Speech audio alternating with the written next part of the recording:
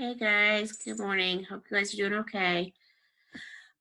Let's talk a little bit about your packets. Well, actually, let's back up. Let's talk about assignments. I've not seen very many people do assignments, and I think more people have internet access, and I've heard you're doing assignments for some of your other teachers. Gosh, I look fat on this.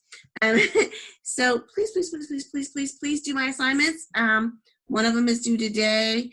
Remember that down to do the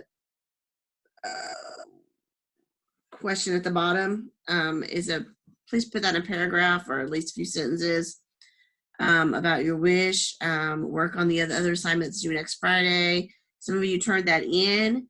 You need to go back because I made comments about it. Get that done. And then let's talk about this packet that I think most of you got. I'm going to share my screen right now. And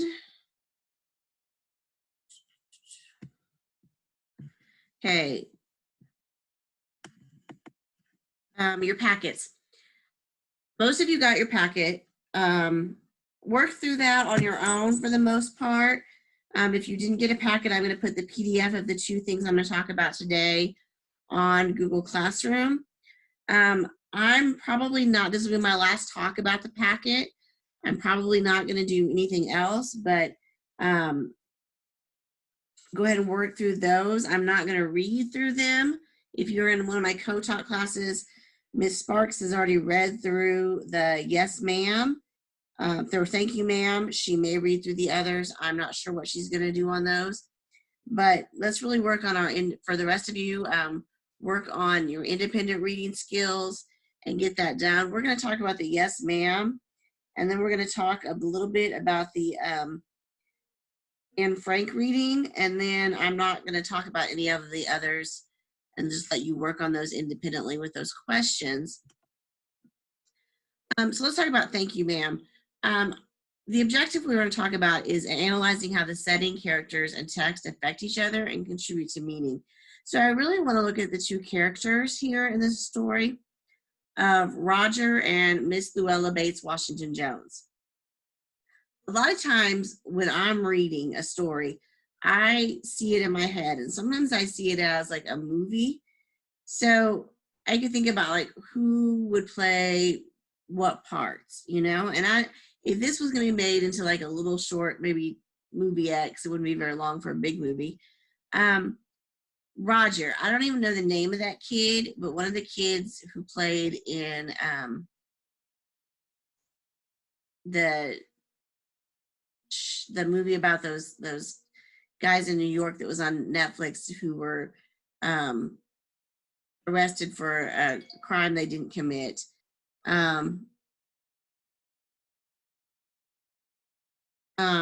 So anyway, that's who I would see. And I always think like Miss Luella Bates Washington Jones, she would be like Oprah playing her. You know, I think Oprah played her really well.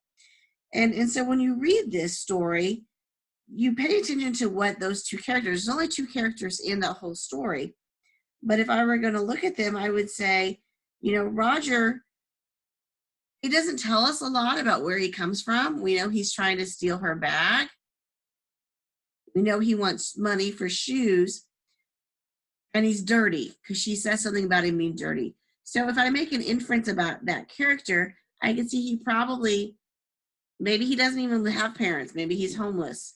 Maybe his parents are gone a lot, or maybe they've got issues and they don't care about him so much.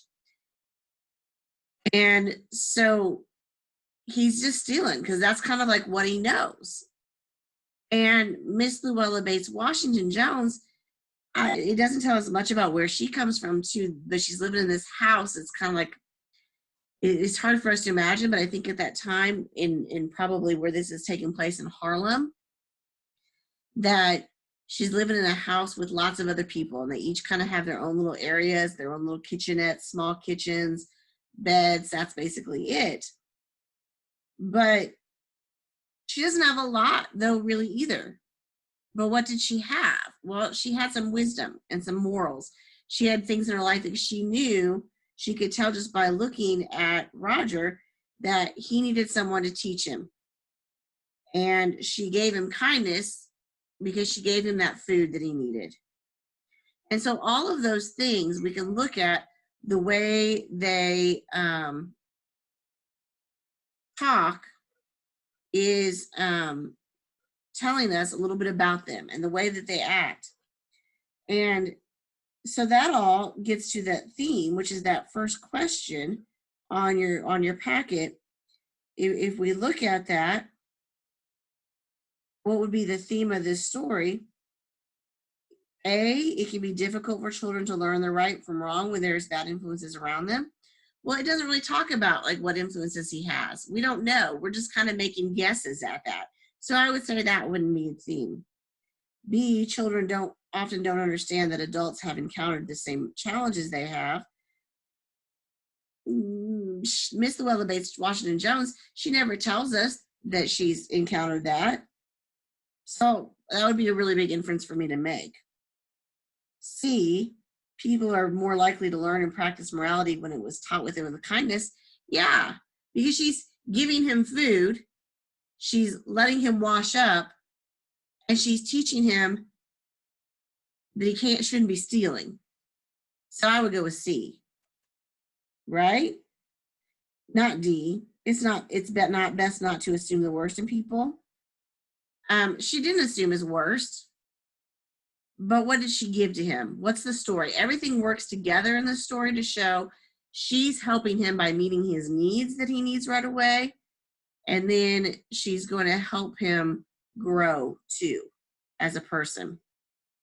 That's all I'm going to talk about for that one.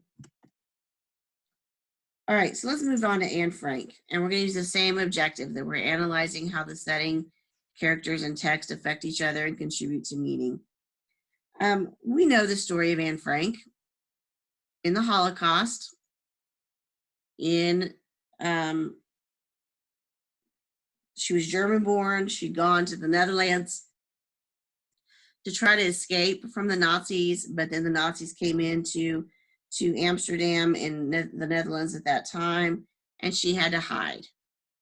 And she hid with her family and a few others in a secret attic area at that time. And that all works into who she is at this point.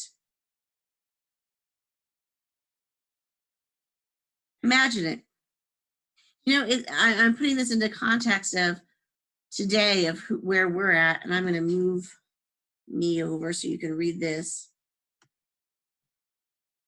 Okay. So to put things in perspective, for those of us feeling a bit stir crazy already, we've been under stay-at-home orders. Now we can get outside and we can exercise. Do not go to the basketball courts, please. Anne Frank and 7 other people hid in a 450 square feet attic. Your homes are bigger than 450 square feet. They've hid in a 450 square feet attic for 761 days, quietly trying to remain undiscovered and to stay alive.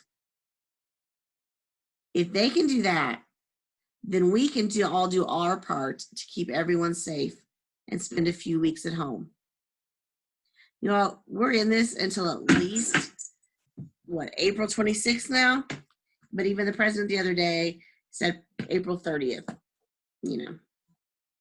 My guess is, y'all, we're probably not going to see each other again in person this year. That's a guess. I don't know. But the point is, she had to do this for her life. Their lives depended on it. And in some way, ours do too, because we don't have the Nazis out there trying to shoot us. And we can go out and we can be like on my front porch if I want to. I walk my dog in the morning as long as I stay 6 feet away from each other. But I'm trying everything I can not to get sick.